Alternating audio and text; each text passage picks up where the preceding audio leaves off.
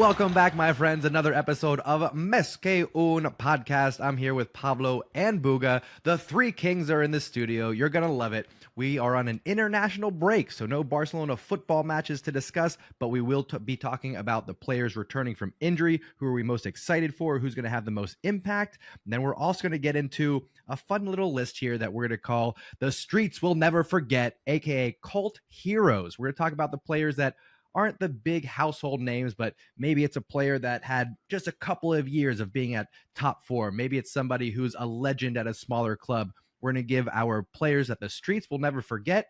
And then, so you can get to know us a little bit more, we're going to talk about the clubs that we follow, the clubs that we like, the clubs that give us a little bit of joy that aren't Barcelona. We'll be sharing that and more on today's episode. As always, if you're enjoying the content, don't forget to drop a like. Make sure you're subscribed so you can be part of the conversation. The comments have been raining in. We know that you love these lists, so make sure you give your thoughts, your opinions down below. We want to hear from you. With that out of the way, Buga, I'm kicking it over to you first this week. How are we feeling, buddy? Buga seems to be frozen. I was thinking, is that just the way he... is that just the way he sat, or is he actually gone? I think he's gone. He's just mean mugging us right now. So we're gonna go ahead and is he back? I don't think he is. Well, what we can do is we can continue, John, and give him a few minutes, and then if he's not back in a few minutes, then we'll obviously give it a little pause and bring him back in, the poor bloke. Yeah, we'll just make fun of him. He'll now rejoin in a moment because he's now left, so he'll be back in a moment. Yeah, he's side messaging us right now. So we'll see. Yep. This might be the beginning. We might be redoing it. We don't know. If you're hearing this, we obviously continued. He's had his PC crash, so he'll be getting back on. Pablo, right. Over to you then. How are we feeling, sir? International break. Yeah, international break. Obviously, a more quiet week. Still been watching the Spain game. Watched Spain versus Denmark last night. Little 1-0 win for De La Fuente's European champions. And other than that, I suppose pretty quiet on the Barca side of things. Not doing too badly, Good to get together with the boys again. So excited, Yeah, absolutely. I actually missed that match. I was out with some friends, birthday, new child for them, that kind of thing. So had to prioritize that. I did catch the USA match today. Pochettino coming in as the new manager. Have you guys played a game? Yeah, they played. So they played last night. I watched the replay today. Nice little 2-0 win over powerhouse Panama. Okay. Who scored? Goals from Musa, who I love. Yeah. Underrated player. Yeah, you do love him, don't you? I really do. Musa is one of my favorites that doesn't get any kind of recognition. Yeah. There's baby Buga. He's back in the house. We'll come to you in a second, Buga. USA 2-0 win. And then who got the second goal? Pepe, who's playing for PSV right now. Yes. Ricardo Pepe. Shout out to the national team. Has he revolutionized much, like players-wise, or is it the same bunch, really? Well, so a little bit hard to tell. First match and against Panama, we got Mexico coming up on Tuesday. I think that's going to be more of a test of what he will be going with starting 11-wise. And of course, we got a few injuries still. Tyler Adams being the main one. He's typically our captain and our defensive mid. But he did bring in some players. What was his name? Aiden Morris from Middlesbrough. I was very impressed by him. Good ball winner in the midfield. And then Busi, who's playing for... It's escaping me. Somebody in Italy right now. Somebody in the comments will tell me. Yeah. Busio, Venezia. Yes, absolutely. So how old? He knows that because he plays FIFA. He's a hipster. We know that. It's probably going to be on his list of favorite clubs coming up here. Dude, the shirts are amazing. They are. It's a lovely city. Yeah. Sometimes a good kit and a couple of players, that's all you need to follow a club, So, Buga, now that you've worked things out with your PC, how are we feeling, sir? What are we talking about? Are you just saying hi? Well, we're just saying hi. Yeah, I'm just good. saying hello. I'm good. I'm very good. I'm excited about this episode because we have a lot of fun stuff to talk about, and I can be my hipster self. So it's almost like this one was made for you, Buga. Exactly. That's awesome. Well, before we get to the players that the streets won't forget, before we get to discussing some of our favorite clubs, there are going to be some notable names coming back for Barcelona here sooner rather than later. And some of them coming back right after the international break as we prepare for Sevilla and then Bayern Munich and then Real Madrid. We've been talking about those 3 matches. We've been excited. We've been maybe a little bit nervous, but mostly excited, I'll say, for those matches. Out of the players coming back, just listing them off: Olmo, Gavi, Araujo, Fermin, Christensen. We got players that are going to be coming back here soon.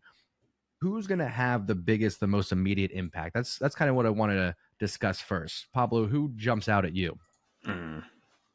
For me, it's the man that in the 3 games he's played for Barca has scored 3 goals, Dani Olmo. I think he changes the team. I think he really changes the team, and I know he was a signing that was controversial. I don't think because of his level, but more out of necessity and whether Barca should have spent 60 million euros on him. They did in the end. How good has he looked in the games he's played so far for Barca? He looks like a real top player. I think he always was, but he seems to be coming on. I think he's got the move he was waiting for from Leipzig and now can really kick on. The injury is a shame, but I mean, the way he's playing, that impact, I still think of it today. Honestly, it comes to my head sometimes. When we were 1-0 down against Rayo and I thought we've lost this game, that was a ridiculous impact off the bench for his first game. Then he followed up, obviously, at Valladolid, could have probably got a hat-trick that day. You look at the goal at Girona too before going off injured. And I think in the system we play in the number 10 role, he's key there. He's absolutely key there. And I think the front 4 of him, Lamine, Rafinha, and Lewandowski is really scary for defences. I mean, Dani Olmo is a player who I see scoring big goals for us. I think he can score against Bayern and Real Madrid and help us win those games. He's that sort of player. He's got a goal in him. I think he's going to score big goals for this club. So I just really want him to be fit because we've got a lot of important players coming back. But I think him in the number 10 role is going to be crucial. Yeah, absolutely. I agree with you on that. And I would say maybe outside of Rafinha, I think Olmo embodies the attitude and the mindset that Flick is looking for. He has that killer instinct, like you said. He's a danger boy, and I love it. Buga, who are you looking at? Who are you most excited for? Who's going to have the biggest impact coming back for Barca? I'm really looking forward to, for me, it's Gavi. Because before the injury, Gavi was, for me, before Lamine Yamal as well, sort of the face of Barcelona. I always say that. And now with Lamine in here, I've sort of forgotten how important Gavi was actually to our team. And I want to see that impact again, because right now I'm just like, I don't think I'm assimilating how important he was, but I know he was important. I just want to see that back again, see him in action, and be how he can influence us and the team as he was before. So that's what I really want to see how it goes, right? That's the sort of, for me, the impact that I want to see from Gavi. And basically, I think just people forget. People say Gavi's just like this guy who does a lot of fouls. Come on, man. You're looking, you don't know where, you don't see football with the correct eyes. You know, you don't have the right vision to watch football. I'm sorry, but that's it. So yeah, I want to see Gavi back. Yeah, I almost forget. When did he first get injured? Because it's been, I think it was early last season, right? It was the 19th of November. Yeah. We had barely gotten into things, so he missed most of last year. Yeah, it was next international break. That it was in the November international break. Yeah, so almost a full year out. I just saw a clip on X the other day when we were playing Real Madrid. I think it was the 22-23 season, and Ceballos gave Lewandowski a little elbow or something like that, and then Gavi just came running over, shoulder charged, knocked him down. Like I cannot wait to get that back on the pitch. Yeah. I don't think he's going to be on the score sheet nearly as much as a Dani Olmo, for example, or maybe even a Fermin might get more goals and assists than Gavi. Yeah. But that tenacity that he brings in, he's got a little Gattuso in him. You know, I think we've talked about this before. He's the combination of Gattuso and Gavi, Xavi, hence the name Gavi. So I'm excited for that to come back too. I like his little bulldog mentality. Yeah, he's crucial.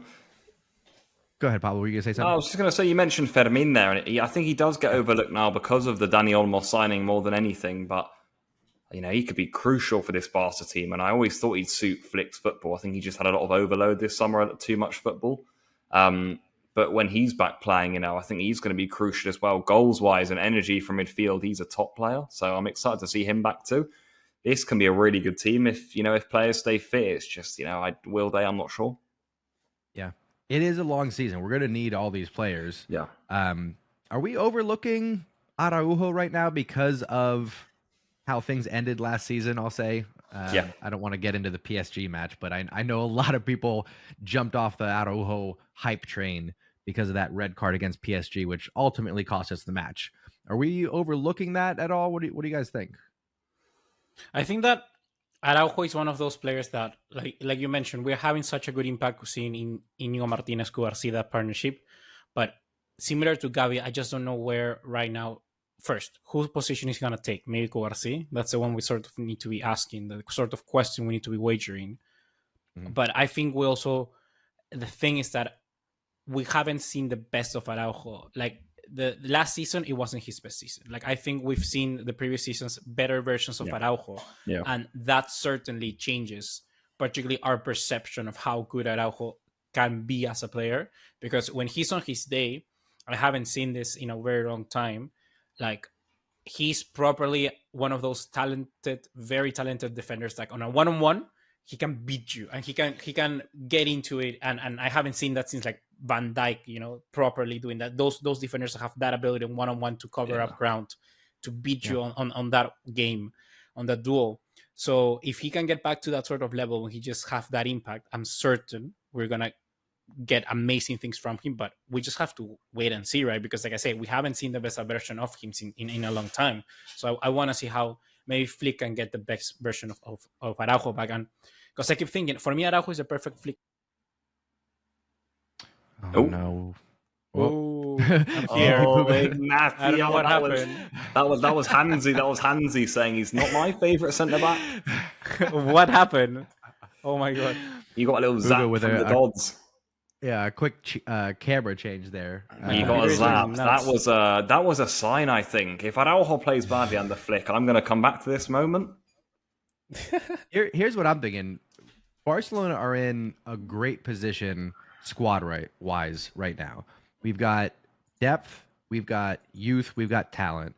If any of these, I'm particularly looking at the center back positions. If Araujo, if Christensen don't come back and they're not at the level of starters, I almost hate to say it, but there'll be a nice chunk of change coming in for them in the transfer market. I think if Araujo and Christensen are not starting next season, I think they would be sold shortly thereafter. 100%, yeah. One of them will go probably. Will leave. It's tough, isn't it? It's tough because they were also the centre-back partnership in the best defence in Europe, not long ago. So I rate them both highly as players. Like if you were to line up the players individually, and say sell these two, I wouldn't want to because I think they're both top centre backs. But I understand the bit of the overbooking. We've got a little bit of centre back. I do understand it. There's a lot of very good players for two spots, and that's with Koundé playing at right back. Yeah, this is not on the topic here, but Trent Alexander-Arnold recently talked about how Barcelona is his favorite club other than Liverpool. Reports have been saying that Real Madrid's looking at him. Is there any chance that Barcelona could do something? I hate that I'm even asking this question because I always give people shit for talking transfer rumors in freaking October, but it is what it is. Do you see a future where maybe we do still go after a more traditional right back and Koundé slides back into a center back position? as Buga tries to figure himself out. This guy is an absolute nut. The lack of he doesn't care. So casual. No, he doesn't. Doing his own thing. I can hear you, right? He doesn't care, man. He doesn't care about us. He doesn't care about the fans or what anyone says about him. He doesn't care. He gets asked a question and goes, This one's not for me. I'm out. First, there's no way Trent Alexander-Arnold is coming to Barcelona. How can we afford him? Because he's going to be free. I mean, wage. Oh, salary-wise? Yeah. Salary-wise, yeah. Oh, mate, you know what we do with our wages. We'll just pay him. How old is he right now? He is. He's only 26. He's going to be in the prime of his career. Yeah. So he will be looking for a big paycheck. Yeah. But this is his move. Like, he's the big move. Normally players, I think, they have 3 moves. They have your first, dabble into elite football. You settle in, and then you get that big move. The big move, the club where you're going to stay, where you're going to grow, where you're going to win stuff, where you're going to make a name for yourself. And you have normally like another extra club. So I think that's where we're looking at Trent Alexander-Arnold now. He's approaching that moment in his career where he needs that sort of money. Wow. That sort of character, that sort of role. You're going to upset a lot of Liverpool fans there. They're going to say this is the big club. I mean, if he renews and he stays, that's basically him confirming that. I'm putting all my eggs in the basket of Liverpool. I'm going to stay here. I'm going to work towards it. So that's how I feel. You know what? I feel like he will renew. Can I just say that? I actually can't see Trent leaving. I don't know why. I think he should be the guy. He has already played captain many times, and I think he's like the face of Liverpool in a way. Yeah, it would be odd for Trent to leave Liverpool. It really would. No one's really speaking much about his contract situation. I don't know, to leave on a free as well. I don't think that would sit right with a lot of the fans. Letting your contract run down to get the move. Yeah. And is he top 5 right back still? Yeah. Yeah, I think so. 100%. Top 3? Oh, I'm trying to think. That's a good question. Who have we got? For me, he's top 3 Koundé. right now. Yeah. Who else comes to mind? For me, Koundé, Carvajal. I know. I hate to admit it, but yeah. I think it's Koundé, Carvajal, and Trent. Wow. Because Hakimi, I think, has dropped a little bit. I think Walker has dropped. He's dropped massively. Reece James would be up there, but he doesn't play. Kimmich is good, but I don't think even right back is his best position. Like, I think it's CDM. Ben White has been really good, but he's not better than Koundé. So, that I think he's top 3. Definitely. Malo gusto. What? Yeah. Malo gusto literally means bad taste. He is good though, mate. He would. So yeah, I think I would also lean towards Trent probably stays. What you mean probably? He 100%. No, okay. I was thinking we were talking about the top 3. I was saying definitely he's top 3 right backs. Yeah, no, just where he ends up. But anyway, I digress. I pulled us down a bit of a rabbit hole there. So it is what it is. Okay, where were we? Is that it for players returning from injury, I believe? Yeah. Catching up on things. Okay. I want to do the players that Streets won't forget last. I want to save that. Let's get into, our personal sides a little bit. The side that people don't get to see as often, those hipster clubs that Booga loves and maybe some of our I'll call side projects that we like a little bit. Booga, I do want to start with you because I feel like your list is going to be maybe the most fun. Who's a club that you enjoy watching besides I don't have Barcelona? I've put clubs here that I like, but I've also put mainly proper moments in their career that I go I really were supporting you to the best there. So first club that I support apart Barcelona 100% that I do support is, but I'm not a fan, I'm not a massive fan, is Bournemouth. I studied in Bournemouth, so I kind of Pablo's face. I love that. I love this guy, man. Pablo doesn't Pablo always gets surprised that he thinks I'm like a Peruvian with my alpaca, but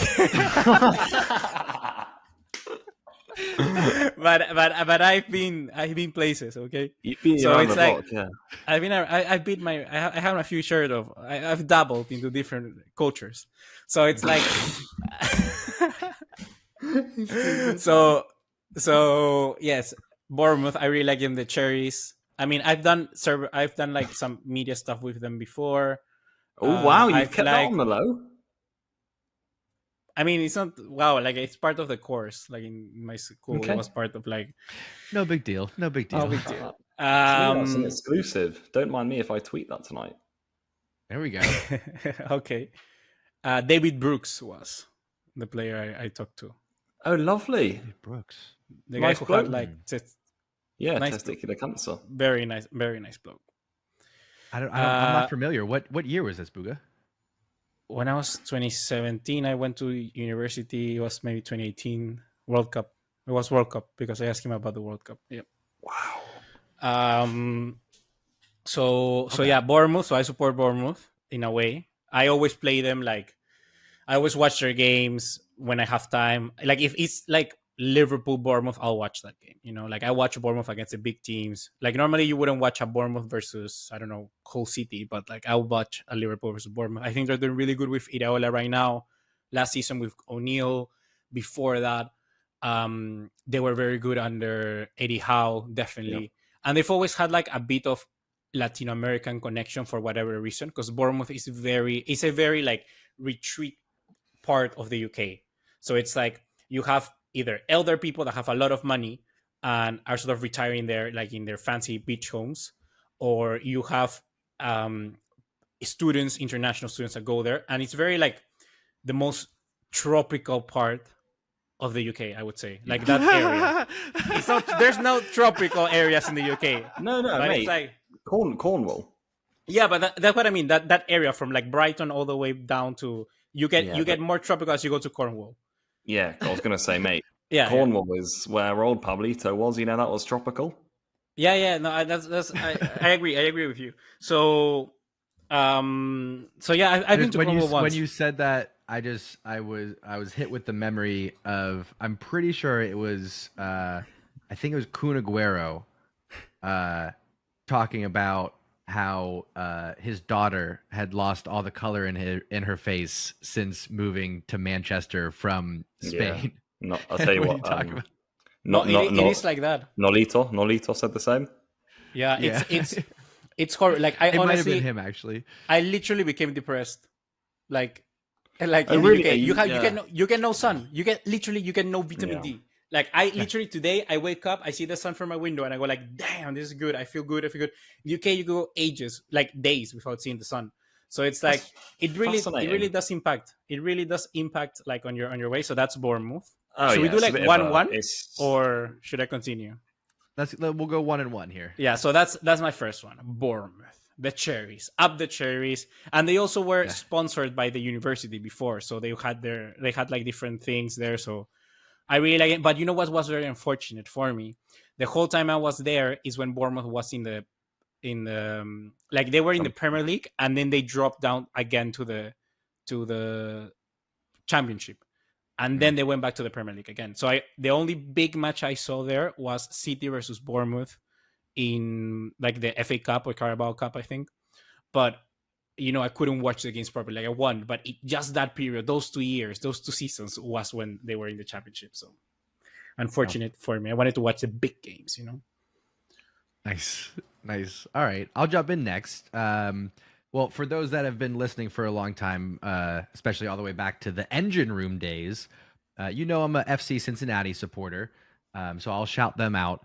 But Lucho Acosta, in particular, is a player that I think does not get the proper recognition because of the league that he plays in. He is one of the most exciting players that I've seen in the last few years. The dribbling, the goal scoring, he can do it from the assist side, the free kicks. It's all there.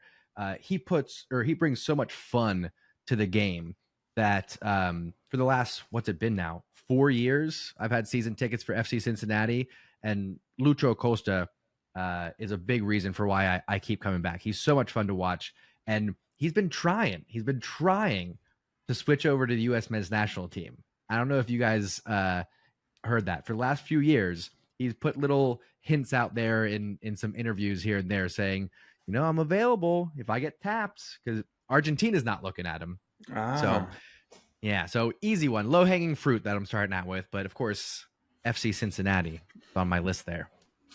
I think that's people who know you, they know, right? But the people out there, they know. They know. That's why I'm starting with that. That's a gimme. Yeah. You know, I didn't want to overlook them. Shout out to my hometown club right now. Pablo, what about you, Pablo? Well, obviously, you know, my other love, Chelsea. He almost couldn't say it. Yeah. Nah, my. His little side piece, Chelsea. Yeah. Well, yeah, they've been. Who's the main chick and who's the side chick? Now that I live in Barcelona, obviously Barca is the main chick, but and Chelsea the side piece. You know, I sort of like watch on the side and like quietly celebrate the goals, and no one like at work really knows that I support Chelsea. So Following your ex on Instagram. It's gonna be you're gonna get exposed now. I'm always still there with Chelsea. You know, like obviously I think everyone's been a bit disconnected from the club in the last few years, but I'm still there. You know, Cole Palmer and Nico Jackson is a class to watch. You know, to be fair, so we're actually building again now. We're actually slowly building again. We've got Maresca as the coach.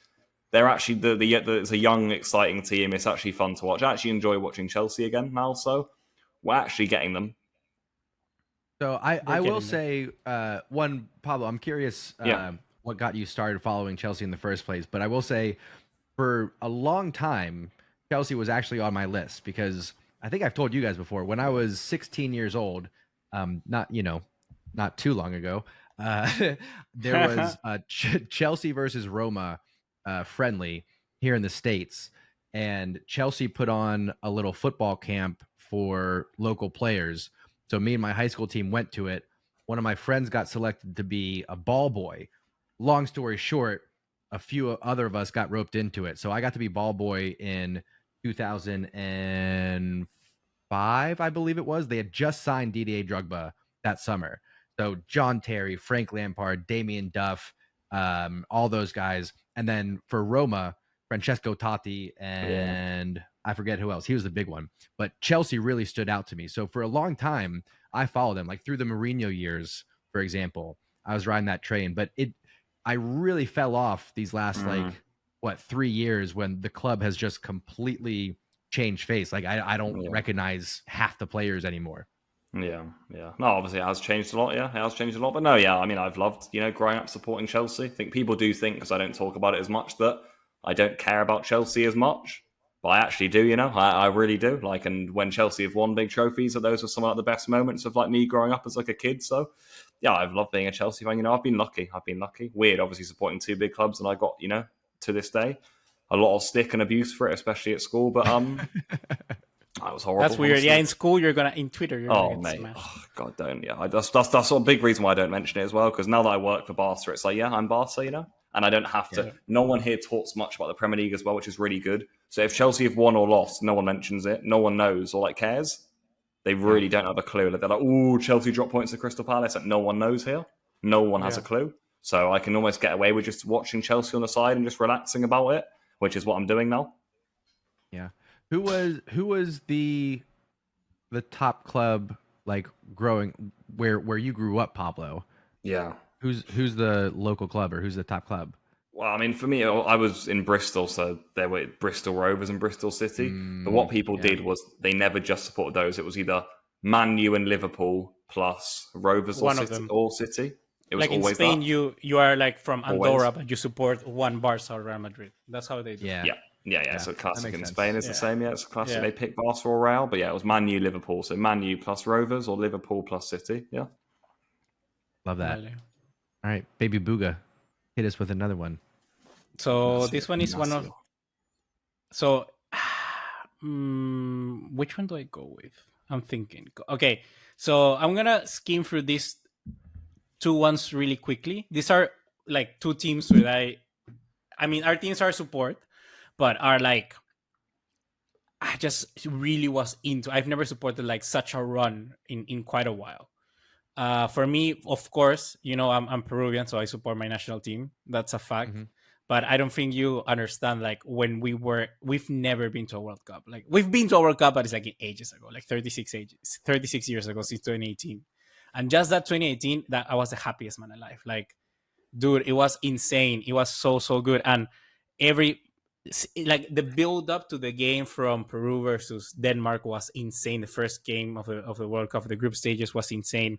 I remember watching it when we played Mbappe. I was like, bro, what is this guy from Peru playing against Mbappe? Like, it makes no sense, dude. What the hell am I watching? That's insane football, insane scenes when it needs the penalty, like heartbreak. But those sort of heartbreaks are good.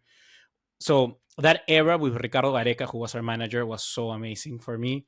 We reached the final of the Copa America against Brazil. That's insane as well. We beat Chile, our rivals here in South America, in the semifinal 3-0. That's insane as well. So those things for me, like I will never forget. I think that's insane. And I've always said, like, for my young age, I think I've already completed watching football. Like, I think I've watched what I've wanted to watch. You know, I've watched my country, which is not like, it's not comparable. I don't know, supporting, like, being from France and supporting like Barcelona. It's not the same because you have a successful international country and a successful club. It's like, no, I'm supporting someone that literally, like, we scrape for points in qualifying to South America. So it's like, I've seen this shitty national team reach like a final, play against the best, reach a World Cup.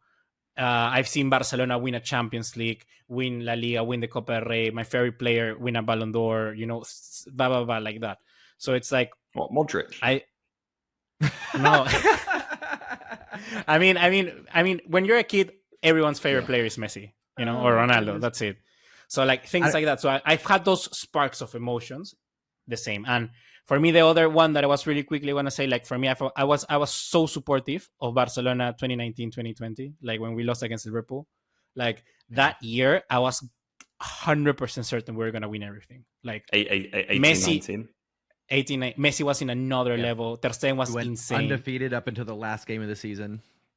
No, that's Roma when Valverde. No, yeah, no, I'm talking when we had Rakitic, Dembele. No, I'm saying 1920. 1920 isn't the one 1920. Sorry. 1920. 18-19. No, boy, which Luis, is Liverpool? Ignacio. It's 18-19 is Anfield. Are you sure? Yes, I'm sure. Yeah, because 1920 was the 8-2 to Bayern. Yeah, and Setien and Valverde got sacked, and yeah. And okay, Griezmann. so in 18-19, that year, insane. Like I think I will die, and I will be like, oh, what if? What could have been? You know? Yeah. That's a year we got robbed from the final of Ajax Barca. Like that final was like, we would have absolutely hammered them as well. No, I would have loved that. But you know what's the worst part? Yeah. I predicted Barcelona to reach the final, and I predicted, like, in my head, I was like, Tottenham are gonna. I really like that Tottenham team. That's the other team I have here. And Tottenham, we would have hammered them even more. Spurs. You don't understand, by the way. If we were in a Champions League and we also final played the first game of that. Yeah, no, and like we played the first game of that Champions League was against Tottenham. I don't remember, in their stadium. Yeah. It was the first game of the Champions League. I was guaranteed. I didn't love, but I watched every game of that Tottenham game. Like I really liked. I've said it before in the engine room. I don't know if you remember that I said that Pochettino's Tottenham is one of the best teams I've ever watched play football. This was the heyday of Dele Alli, right? Dele Alli, Eriksen, Huminson, Harry Kane, Victor Wanyama, you know, Harry Winks in his prime. All friends of the pod as well. All friends of the pod. So course. that time, that Spurs team, I really like that team. I really, really like that team a lot. They played amazing football. And for me, the thing is that that team, for me, for not having a trophy, it's insane. And secretly, I also have it here. I sort of support Spurs. I think they deserve a trophy by now. Like they deserve something. Hurricane as well. So when I like, for whatever reason, I support Tottenham. Like I watch Tottenham games in like the Carabao Cup against Bolton. Like I watch them. Like I'm like, they need a trophy. Like come on, like you know, for like just basically what they've done throughout the years. That Pochettino should have won that Premier League with Leicester City, dude, against Leicester. Oh my goodness, that was a year. Battle of the Bridge. Wow. Yeah. Wow. Okay. I forget. Is Pablo next or am I next? I forget what order you're next. You're next, Jonathan. Okay. No. Yeah. You're right. So another club that I enjoy watching, AC Milan. Ooh. And of course, everyone's going to say, "Oh, because of Pulisic," and I'll say currently, yes, that is a big reason. I know you know Musa. Also Musa, right? Also a big fan of Rafael Leao. Also, honestly, I'm a pretty big fan of Teo Hernandez. I don't know why. Like I can't speak to anything about him that is like, yeah, this is why I like him. but he's got flair. I like a good attacking fullback, so it's a fun team. But really, I've been kind of following AC Milan for, I don't know, 15 years now, going back to Pirlo, Seedorf, Gattuso, Kaká, Shevchenko, Inzaghi, those kind of players back in, when they won Champions League in 2007. That was a classic team. And there's something about the AC Milan kits. They hit almost every year. So for me, AC Milan has been one that I've been watching for a long time. And now, yes, that Pulisic is there and he's having a banger of a season. I watch them just about every week. For me, Milan was the proper move for him. Like when I saw that happening, I was, this is the right move. Like the sort of like historic club where you can make a name for yourself, and be the star, be the cover star. Like, yeah, that's the right club for someone like Pulisic, and he's really doing beats for it. So I'm quite happy. He got, I don't know if you guys saw any headlines, but he got a lot of stick for not demanding to take the penalty. What was it, against Fiorentina last week? It ended up being, I think they tied 1-1, but there was a missed penalty there. Yeah, there were a few missed penalties, no? Yeah, and it was, who was it? Like Abraham and Tamori and somebody else were all fighting over it, and Pulisic just like checked out when he's supposed to be the penalty taker. And some of the pundits on ESPN FC, friends of the pod, we're just giving them all.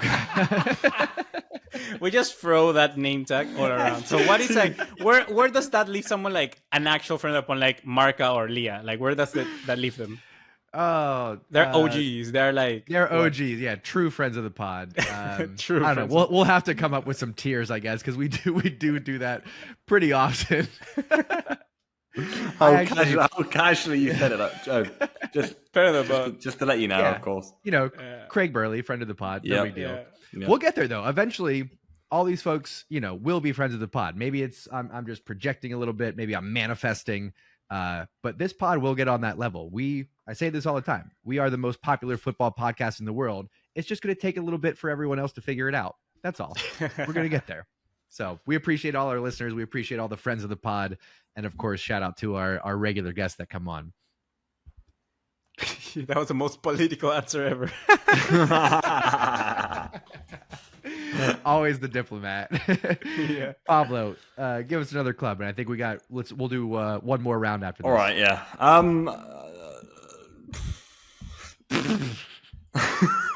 You know what? Okay, in my next round, I've got a batch of Spanish clubs who I like looking out for, but before that, I'll do Mausel AFC.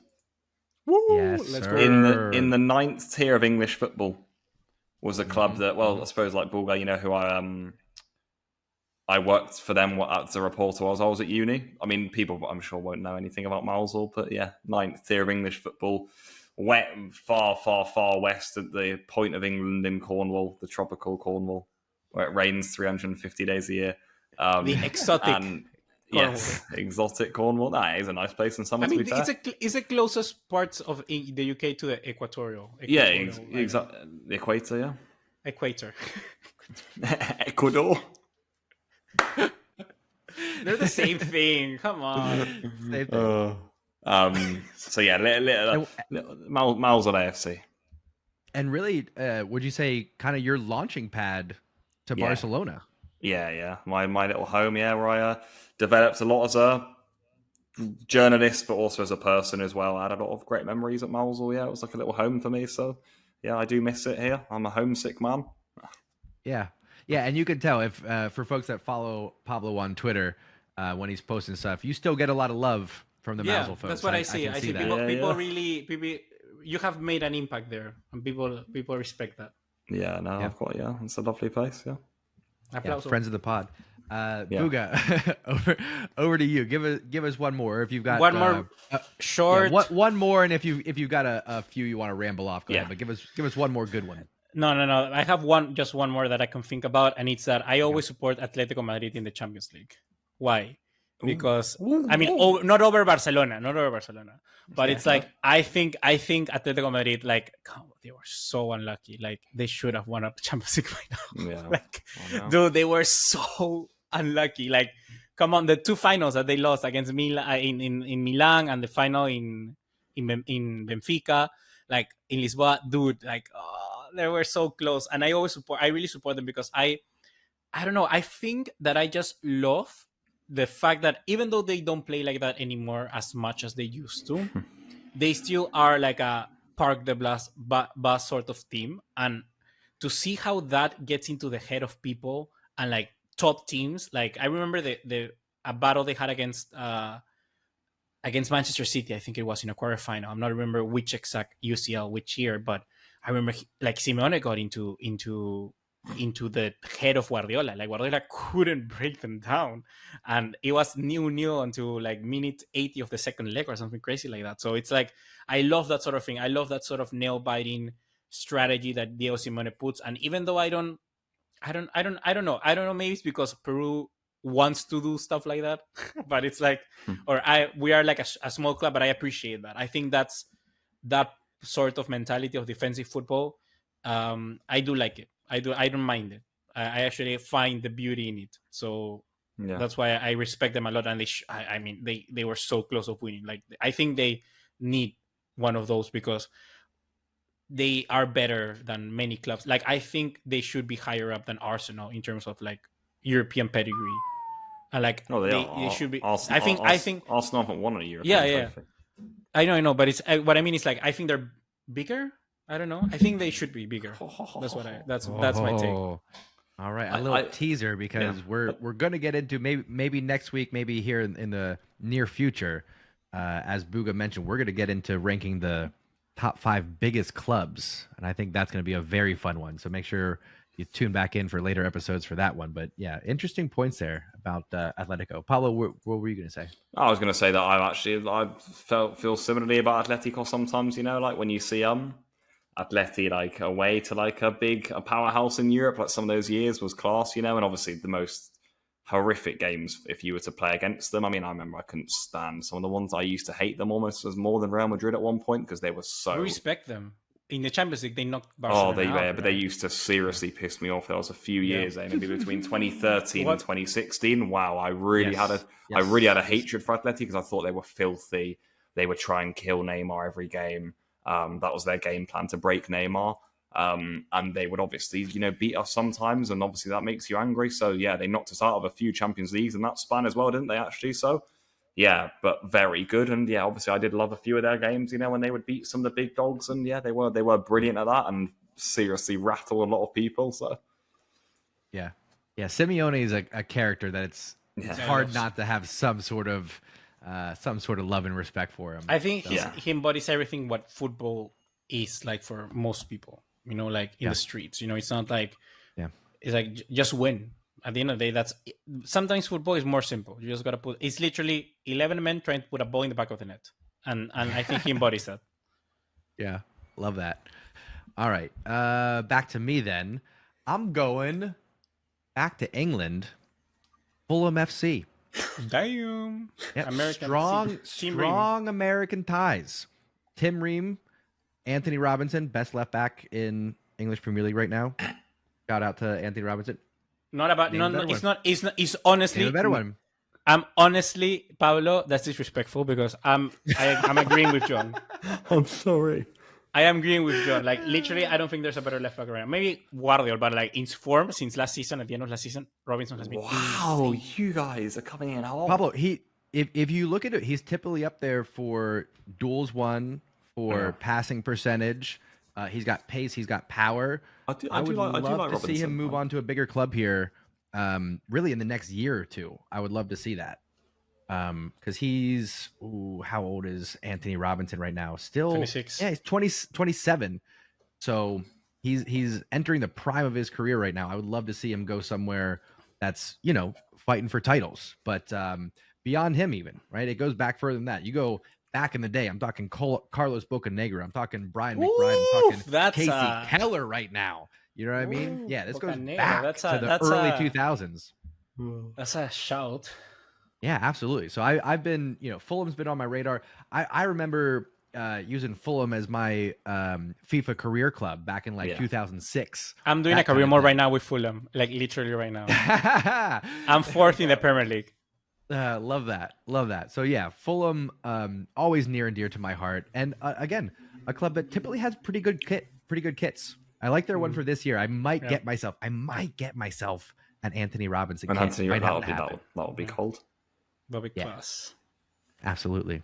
All right, Pablo, wrap it up for us. Doing a Cole Palmer celebration. I don't have one, but I'm going to say when Spanish teams play in Europe. When Spanish teams play in Europe, for some reason, I get really passionate. Sevilla in the Europa League. Villarreal. Villarreal has been a big one. There's also Real Betis, Real Sociedad. Those 4 teams I really like.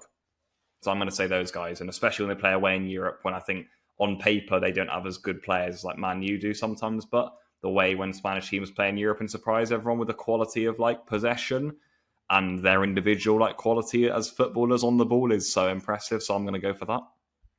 Yeah, I'm with you on that. I think there's something about wanting La Liga to shine a little bit because everybody says, "Oh, it's a 2-team league. Yeah, it's Barcelona and Real Madrid, and then a bunch of just farm teams." And that's not the case by any means. There's a good 10 dozen teams or whatever that I think can compete in Europe, like you said, and they're fun to watch. There's some fun teams there. So 100%. It's a very strong league. It's a very strong league. Yeah, absolutely. Love that. Okay. Any other talking points on there? Honorable mention? Anything come to mind? Or are we ready to get into the streets we'll never forget? Yeah, let's get into it. I'm looking forward to this. I'm excited for this one. Okay, so for those of you that are not familiar with the term, the streets will never forget, these are players that aren't going to be the big household names. It's not Messi, Ronaldo, Lewandowski. It's not Harry Kane or, going back, Wayne Rooney, whoever. It's the players that maybe were a flash in the pan, maybe played for smaller clubs, but they got that cult following. They were noticeable. They brought joy to the people watching them. So we're going to list some of our favorites here. I think we're doing a top 5, and I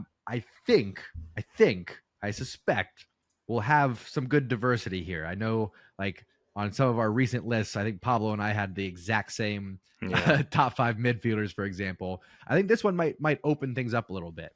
So who wants to start out with their number 5? Either one of you guys. Mine is going to be crazy. My first number 5 is going to be crazy. All right. It's a bit crazy, but it's like not that crazy. I don't know. Number 5 is an actual player playing right now, playing at Tottenham. Wait, sorry. This isn't just Barca. Not just Barca. Okay. Pablo just did Barca. That's okay. It doesn't matter. You're representing Barca boy. Barca boys, I was gonna say. I guess we gotta be a little bit more specific when we're planning out these episodes. Yeah. So Pablo, if you've got just Barca, that's cool. Okay. If you think of others, throw them in. Okay, fine. So first player, I think I really like Vicario. I think he's one of those that doesn't get mentioned at all when it comes to like best goalkeepers, and I think he's insanely good. Like I really think he's good. Like I would go as far as saying I would have no problem in him being goalkeeper for Barca. That's my crazy shout. Vicario is a streets won't forget player now. You are. It's my prediction because I think later like come few years later when he's retired, people are not going to talk about him. But he's insane right now. That's my prediction. It's like a quick prediction. That's the only one I have like that. That's the only one. Buga's starting out hot. The comments are going to be coming in again. Buga, I don't know if you've been reading some of these comments, but you are under suspicion of being a undercover Madrista right now. Really? Are you do you want me to show you my plushie when I was a kid from Barca to guarantee my affiliation? Listen, you don't have to prove anything to me, and you don't have to prove anything to these listeners. Those have been around. They know your love and respect for Barca, but some of the casuals been chiming in there. So anyway, I digress. You want me to throw one out, or you got one? Pablo? Yeah, no, John. Yeah, you go because I want to find a few others now that aren't just Barca. So. Yes, indeed. Okay, so I'm looking at my list, and they almost all fall from a very certain era, but I'm going Dimitri Payet Oh, what a baller! That Yes, absolute indeed. baller. Absolute Yes, indeed. baller. A bit of a flash in the pan in the Premier League. Only, 2-3 seasons at West Ham, but he was a nightmare for defenders. Dribbling past folks, getting assists, the free kicks that he would drop in. There was a couple of years there where he was, I'll say, one of the most entertaining players to watch. And West Ham, not a big club, but he was putting them on the map there for a little bit. So, Dimitri Payet hitting with the number 5 spot there.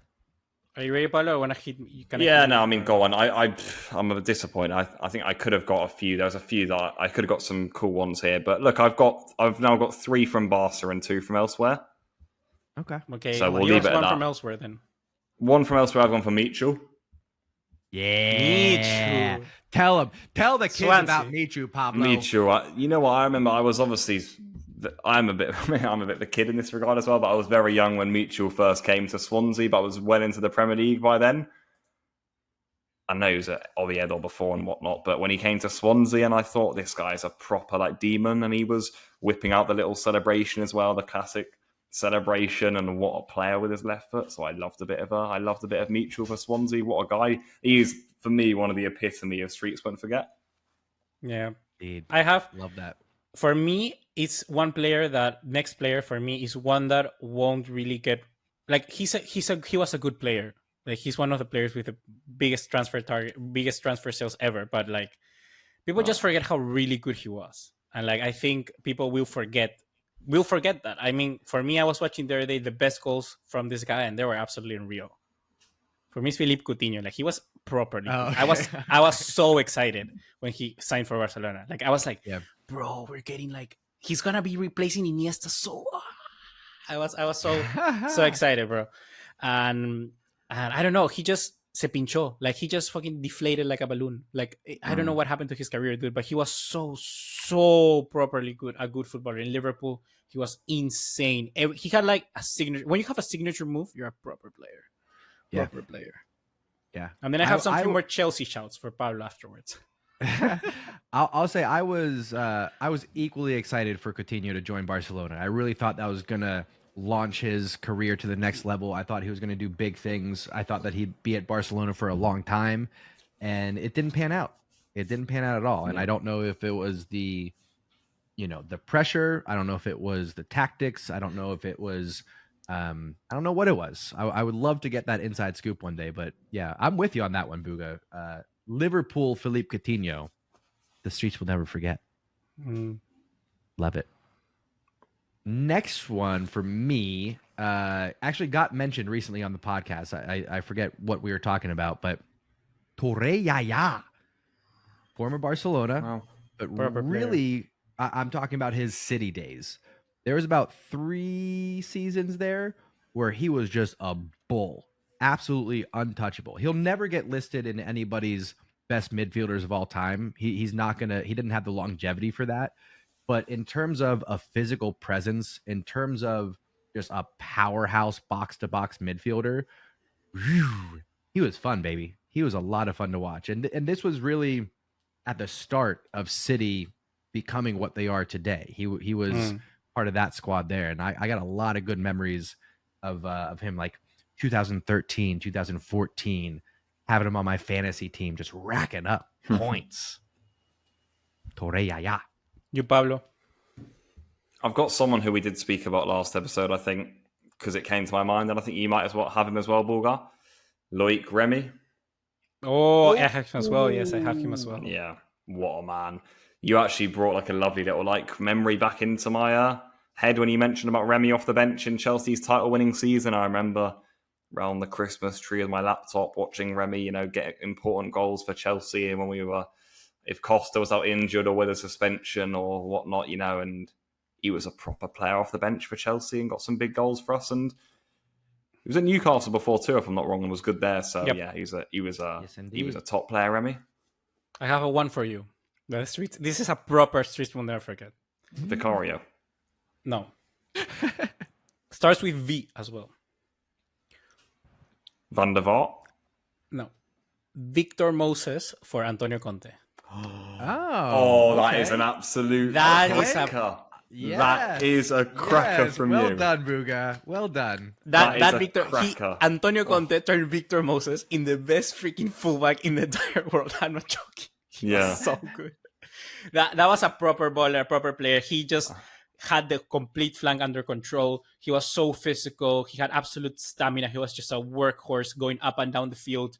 So good. And he also had that. He also was talented. Like and naturally as a player, he was also maybe not the most talented, but more talented than most right backs at that stage. You know, like he was more talented than Aspilicueta. He was more talented than Azabaleta, players like who played at that moment, and he was better than that. And he was so good and he came from like Spartak Moscow low, I think the season before. He was loaned at West Ham. He was all around. And I think it was just like one of those players who's squad player, and then out of nowhere he became like an undisputed starter, and he was so good the whole season with Conte. I think that is a proper streets will never forget player. I love that. That's a belter.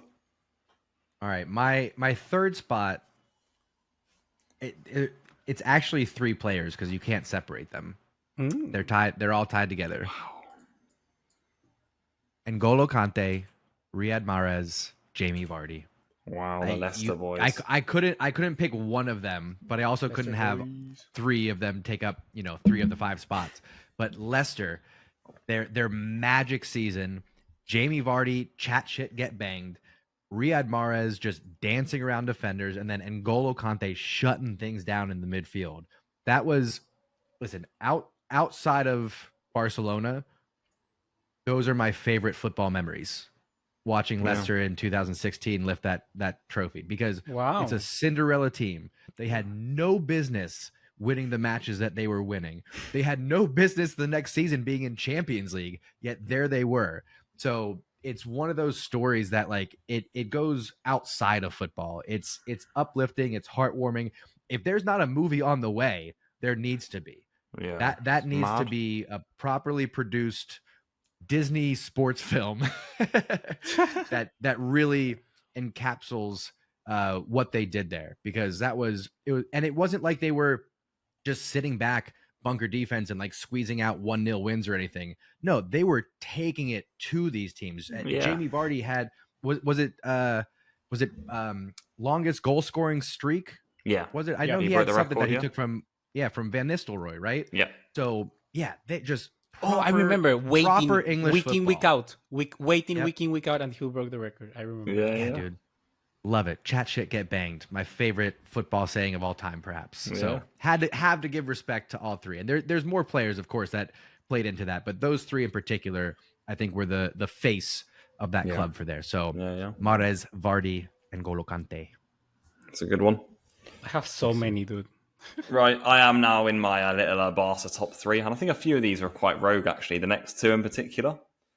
Mathieu. When I was growing up as a young man watching Barça, Christian Teo. Oh, really? Okay, Spanish right winger. Tell me. Did you guys not think this guy was a proper player? Like, you know what's funny? If Teo was coming on the scene now, we would say this guy's got to start. And obviously then he was never going to start. But I remember he used to come in, and every time I'd watch him, he scored. The game that Messi scored 5 goals against Bayer Leverkusen, we won that game 7-1. Who scored the other 2? Teo? He did get goals. He did get goals. He was a very good sub-winger. Isaac Cuenca as well as a good sub-winger for Pep's Barca. So I'm going to go for Teo because I used to love Teo. Yeah, I big fan of Teo for sure. He went to Porto, he went to Fiorentina, he went to Betis there for a good chunk of his career. Actually played for LAFC here in the States. Oh, did he? Only 5 appearances though. He's still playing actually. For LAFC? Saudi Arabian League. No, he moved to Saudi Arabia. Oh yeah. Just pulled him up on the old wiki page. I was like, where is he now? Because I was thinking maybe he was young enough to still be kicking the ball around, and he is. El Oroba. Yeah, there he is. Christian Teo for me, yeah. It's a good shout. I like that one. We're in our top 2 now. Who you got? Ignacio. Top 2, I think, is one that Barcelona fans will remember always, like, because he was insane. He used to turn into the best goalkeeper ever when he used to play us. Say Do you it. have any idea who could it Jose be? Pinto, baby. No, Oh, it's what the fuck? Idris Carlos Kameni, who used to Yeah. play for Malaga from Cameroon. Oh, okay. That I'm was a with you. proper goalkeeper of Yeah, that- nightmares. He was yeah, so yeah. good, bro. Whenever a he played street smart Barca, keeper. he was like bang, bang, bang. He was saving absolutely everything. Absolute masterclass season in, season out. And he was a goalkeeper in Malaga for a really long time, I think. And for yeah, and 1, Espanyol 2, 3, before that. 4, 5, 6. Yeah, exactly. Yeah. So we faced him quite a bit, and he was always good against Barcelona. And he's one of those keepers when Claudio Bravo and Keylor Navas were also really good in La Liga. I remember that time when Navas at Levante and Bravo at Real Sociedad. I was sure that Kameni was going to move somewhere else as well. I was like, these are the three keepers that, you know, they are similar age profile. They are like proper keepers, and he never moved. And I was very surprised that he didn't. But Kameni, what a guy. Yeah. Proper I'll tell goalkeeper. you who's a bit like that as well, Bulgar. Diego Alves. Diego Alves from Valencia. Yes. We wanted to, we wanted to sign him. I remember one time Barcelona. Yeah. Good shout. Good shout. All right. My number 2 is my lone Barcelona player on the list. Before there was Pedri, there was Pedro. Everybody overlooks him. Everybody overlooks him because there was Messi, there was David Villa, there was all these big names, big stars, Iniesta, Xavi, the likes. Pedro, World Cup winner, European Cup winner, Champions League winner, big time player, would show up in those big matches and get those goals. And so many good memories, as are all these players on the list, but so many good memories with Pedro. Also a player who's still kicking around. I thought I kind of lost track with him once. No, he's at Lazio. He's at Lazio now. Just scored a banger last week. His first goal for Lazio, actually, and that put him right back on my radar. And I was like, oh yeah, this is perfect. He's up there for me. Pedro, one that, if you know, you know. The streets will never forget. Yeah, that's a good one. Yep. Now you, Pablo. This is exciting. I like this idea. I have so many honorable mentions that, like, I don't know. I've got a handful. We'll list those at the end for sure. Is it me? Pablo. It's back to Pablo. Who's your number 2? I've gone proper like streets, like the side streets where you don't want to walk at night. Let's go. digging players out of the depths here. Who remembers this man's stint at Barca when he came in and wouldn't stop scoring? Jose Arnaiz. Oh, I remember him. Arnaiz, dude. What was his era? Valverde, He was going to be like the guy. Yeah, mate. I thought he was at the new David He was Villa. supposed to be the guy. Yeah, Mate, he was so he good. had such a clean strike on him, Bulgar. I remember him coming in inside, left foot, right foot. I was like, oh, this guy's a proper player. Like, this guy is a goal scorer. He scored away and home in the cup. And then he started away to Celta Vigo in the cup and scored again within 10 minutes. And I was like, this guy's not going to stop. And then he did eventually stop. I remember I used to think Messi, Suarez, and Arnaiz, that's the front three for the rest of the season. I'm actually being serious. And he just fell off the face. And he fell off the face of the earth. I used to love that guy. I was like, this guy's got such a clean strike on him. He is. That's what I mean. Like, He's proper. still only That's 20. He's 29 years old and playing at Osasuna. Yeah. He's still playing. We've played him plenty of times because he's played with Leganés and we've played against him. Like, I remember. But it's like you just forget about that sort of players, you know? The streets. But he was so good. I completely forgot about him. Yeah. Only the streets remember him. All right. Only the streets, baby. Buga. Numero uno. My number one player is a player that I always wanted. I don't know. I'm between two. Both of them are CDMs or center-ish midfielders. I know what's coming. It's really, really close. I cannot really separate them. No. I'm gonna go with a guy. I'm gonna go with this. Can I say my number one options? Like all the three of them? Because there are three. Walk us through it, Boogie. Give us your line of thinking. Okay, here. so there's first a couple of them which are paired together, which are mainly the same player, and they play both for Chelsea. They are Brazilians, and they are Ramirez and Willian. I think they're absolutely baller players. Willian and Ramirez. You never hear them in the best Brazilian players of the Premier League era, but Ramirez was insane. Yeah. And Willian was as well. And Willian played so long as well. I wanted him at Barca so bad. Yeah, really. He was so good. He was really so good. Yeah. But Ramirez, like I said, for me, Ramirez is really underrated. I'll tell you what, Chelsea have got a lot of street don't forget players, haven't they, Bulga? Yeah, Chelsea. I think Chelsea is a club that is that sort of club because they constantly change players. That's sort of their strategy. So you really see those impact players. But my number one is a guy who moved, and I was 100% guaranteed he was going to succeed. Like you have no idea. Who moved from? Can you guess? He moved from Sevilla to PSG when Unai Emery moved from Sevilla to PSG.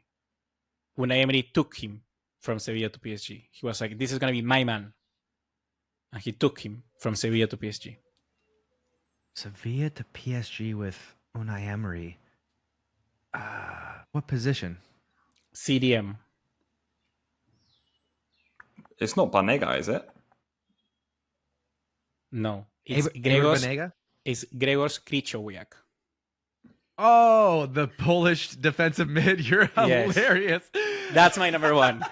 Dude, I have never bet more money. Like, not, I didn't bet money, but I was like, I'm guaranteed this guy's going to succeed. Like, I was like, this guy's going to succeed at PSG. He's going to be the GOAT. He's going to be so good. He's in his prime, 27 years old, 28. He was so good, bro, with Sevilla. I really loved him. Like, he was one of those players that for me, I would always, like, I have no idea. I really like him all the time. I was super fan of him. I used to follow him on what is it? Like, I think Facebook. I used to follow him on like Facebook. I used to sign him in every single FIFA career mode I would do, like, for 3 years straight. He was so good, bro. Him and Fabian Schär as well. But Krychowiak more. Krychowiak is, for me, the most underrated player, the most street will never forget player. He's so good. He was so good. I don't know what happened to PSG, but he was so good. You are loopy, aren't you? Like, you know what? If that name came to my mind, I'd be like, yeah. I love it. And then I'd just move on. Like, he wouldn't be making. But he was good, bro. I thought you'd come out into your prime in this list. Yes, and this was when I thought of this list. I was like, Booga is going to shine in this list. I just know. But do you agree or no? Was he a good player? I think he's just on your list, Booga. I don't know. I don't know if the streets, the streets may well forget him. Yeah. I do want to shout out Eber Banega though. He and I actually share tattoo artists. Same guy that gave him his tattoos tattooed me right here. Really? Where? Wait. Who? Sorry, my his name is Seba. My connection cut. Sorry, John. Who? So, yeah. So the tattoo that I got done in Barcelona in 2017, and as I'm sitting there getting tattooed by Seba from Argentina, I see on the wall a picture with. Where did you? I think it was called Dollar Tattoo, DOLAR Tattoo. I think that was it. Where? Oh, in Barcelona. Oh, okay. Yeah. So got it done in Barcelona. But Seba was his name. He's from Argentina. And as I'm getting the tattoo done, there's a picture of him hugging Eber Banega. And I was like, how do you know Eber Banega? And he's like, oh, I did all of his tattoos. So, yeah, I share tattoo artist with Eber Banega. Nice. Yeah, that's not your number one, though. Not my number one. Just a little shout out. He is a good candidate for this list, though. He was a class player, Banega. Yeah. He is. Absolutely. My number one is actually going back to Chelsea. Diego Costa. The dirtiest forward to ever play the game. He's the biggest antagonist I think I've ever seen in any sport. But had the talent to back it up. Yeah. He'd stomp on your feet. He'd elbow you in the ribs. He'd smack you in the back of the head. He'd talk shit and act like the sweetest little angel. What me? What did I didn't do anything. Oh, who me? Loved it. Loved every minute of it. Diego Costa, a player that the streets will never forget. Shout he was a out to baller. Chelsea. I really love him. He was such a good player. John, like, yeah, I there was a time in my life when I would have died for Diego Costa. You know, he was like my favorite player at a certain point. Like, I'm actually being serious. When he was at Chelsea in those years, like, I lived by that man's like blood. Like, I was like, you are like my you're like my guy. Like, you just looked up to him. I was like, when Costa scored, like, I lost my head. I was like, I fucking love you. Yes, because he would wind you up the whole match and then score a winner. It was just the epitome of getting under your skin and getting the results. Yeah. He was that guy. He was like made for the Premier League as well. He absolutely tormented them. Yeah, they couldn't deal with him in the Premier League, man. They couldn't deal with him in England. Like, England tries to come across too like noble for like a bloke like Costa, you know, who was just like pissing around with the centre backs, and like they hated him, like the pundits, and like, oh, too good. All right, who's at the top of your list, Pablo? And then we'll quickly run through some honorable mentions and get out of here. Someone who I also loved when he signed for Barca. I didn't know what we were doing signing him. I think you guys can guess it. This guy's got to be in the Streets Won't Forget list. Paulinho. Que sí? Yes. Paulinho. Yes. Yeah. Paulinho is so underrated, bro. Paulinho, man. Yeah. Paulinho right now would be, I'm not joking, the best midfielder in Brazil. Yeah, they're struggling, aren't they? If you took prime Paulinho and put him in there right now, he'd be the best midfielder. The best I'll go with Brazilian that. midfielder they have. I had something about Paulinho, because you know how it was a big scandal when we signed him for 40 million. It was like people were already getting on the back of Bartomeu, and when we signed Paulinho, people were like, "This club is like, that is the final straw." And objectively, I actually do agree, because clearly we were a mess, and that sort of signing is a bit of a mess. Spending 40 million euros on like a random 30-year-old guy from China is a bit messy and dodgy. Like, what are you doing? Why don't you just like bring up like a La Liga player or like a La Masia player or something, you know? It's an odd signing. Did it work very well? Yes, but I get the skepticism. But the second we signed him, I just thought, I really want this to work out. I really want to get behind Paulinho. And I do remember at the time. I do remember at the time. Sorry, Ignacio. He was in the Brazilian national team, and I thought, this must mean something, because I think he was still getting picked while he was playing in China. I can't remember the team. It was Guangzhou or something. And he was still, Evergrande. Yeah, that's it. He was still getting picked for Brazil and scoring some great goals. And I remember I watched the highlights for him, and he was still scoring screamers against Uruguay and whatnot. And I thought, like, what could this guy do? And when he scored that first goal off the bench against Getafe, and then eventually sort of became almost like the false nine in the team behind. It's a great goal. It's a great goal at the way he bumps off the defender and then lashes it into the corner from the angle. It's a real screamer. It's a proper goal, I thought. And then obviously, slowly but surely, he gets up there. I think I remember that he'd scored so many goals, obviously, and had more goals than Ronaldo, like at Christmas. And we played that Clásico away at Real Madrid nearly on Christmas Day. And you know the sending off to Carvajal when he handballs it off the line and Messi scores a penalty to make it 2-0. I think that header would have been Paulinho's goal. And I always remember with my mate, I was like, we really want Paulinho to score at the Bernabeu. But yeah, I mean, Paulinho, for Streets Won't Forget, epitomizes the term. Paulinho walked so Kessie could run. Se dice y no pasa nada. Oh my gosh, I love it. All right, real quick, Buga, who'd you have on your honorable mentions? mentions? I have a huge list. Okay, really quickly. Just list them. Yeah, you know Rafael from Mönchengladbach? Remember him? Yeah, center forward, Brazilian. Yeah. Oh, okay. Yeah. Oh, yes. Yes, I do. He was really good. Him, actually. Islam Slimani at Sporting. He was unmarkable. You couldn't. Después Mateo Musacchio, Argentina, center back from Villarreal. And AC Milan, yeah. Yeah, but in Villarreal he was really good. Lucas Piszczek, he's more of a well-known name, but he's really good. Jackson Martinez. I was guaranteed that when he went to Atletico Madrid, I knew he was gonna like destroy. I thought he was the perfect like Thiago Costa replacement like that, but he never worked out. No. Vieirinha, who was right back for Portugal and Wolfsburg. Yeah. Artem Ciuba in the World Cup 2018, he was insane. Ken Miralas for Everton. Miralas.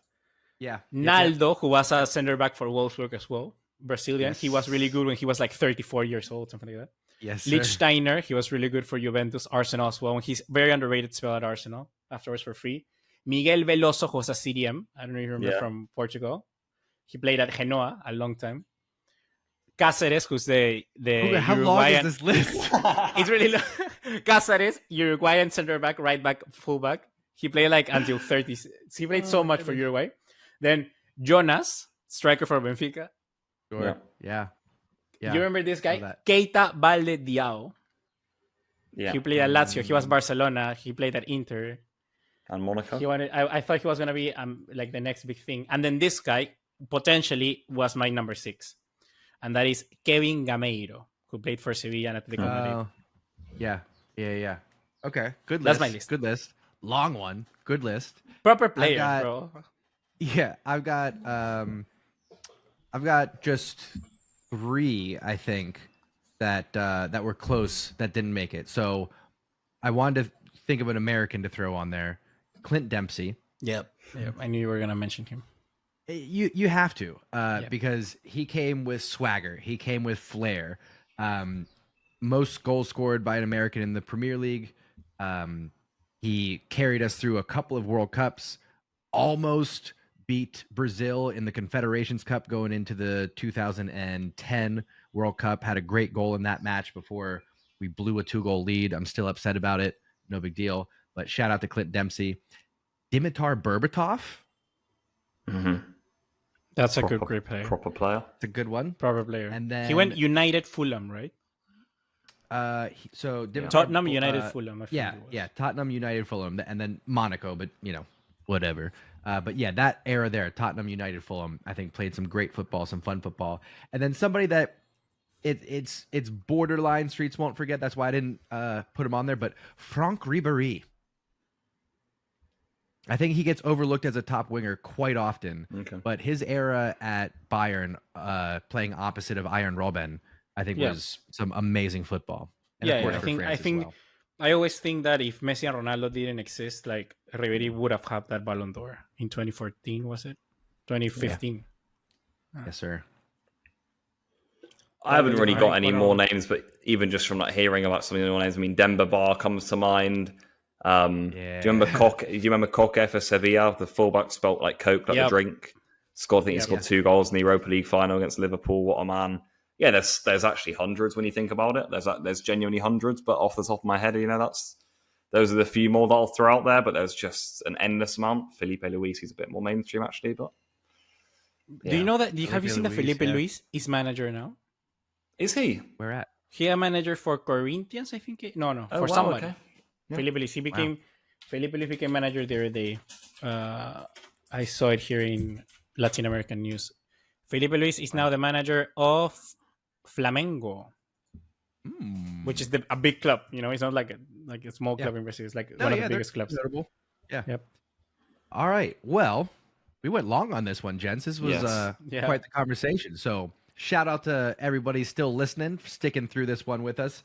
We will get back to things next week. Pablo, am I right? You are out for next week after the Sevilla match? We'll see. I don't know if I'm working on the game yet. I don't know if I'm working yet. But even if I'm not, it will be late because the game will end at 11. Yeah. Okay. So we might be with Pablo. We might have a guest. Make sure you tune in.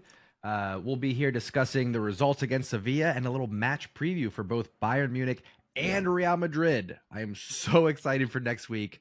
Like I said, I'm having a hard time sleeping already. So we've got lots to discuss. Make sure you're subscribed. Make sure you tune in. Let us know your list of players that we overlooked that the streets won't forget. If you support any clubs other than Barcelona, we'd love to hear from it. Give us your thoughts. Give us your comments down below. We appreciate you listening, and we will see you next time right here on Mesqueun Podcast.